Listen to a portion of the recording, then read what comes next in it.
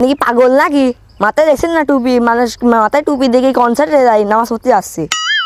আরে শালা, ও তো শোরুম শিয়ানা দেখছি। আর একে তো এখন ডিজিটাল স্টাইলেই ফাঁদে ফেলানো লাগবে, নাহলে পার থেকে ফাঁদে ফেলতে পারবো না।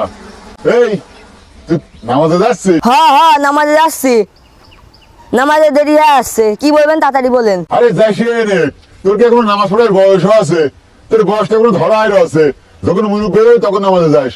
আর বয় তোর সাথে আমার কটা ইম্পর্টিং কথা আছে। হেই, ওটি ইম্পর্টিং না, ইম্পর্টেন্ট হবে। আরে হইলো আমি মুরুখ দিয়ে গেছি তো, ভুল হতেই পারে। কেন বয়, তোরটি আমি কিছু শিখবো না, আমি তো কিছু শিখবো না। ভাই তাড়াতাড়ি বলেন, আমার নামাজে দেরি হয়ে আছে কিন্তু। আরে নামাজের এখনো অনেক সময় বাকি আছে।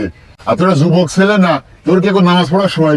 ধুর ভাই, আপনি কি বলেন? আপনি জানেন না আল্লাহ তাআলা যুবকদের ইবাদত সব থেকে বেশি পছন্দ করেন, আর আপনি বলছেন বুড়ো কালে আসছে ইবাদত করতে।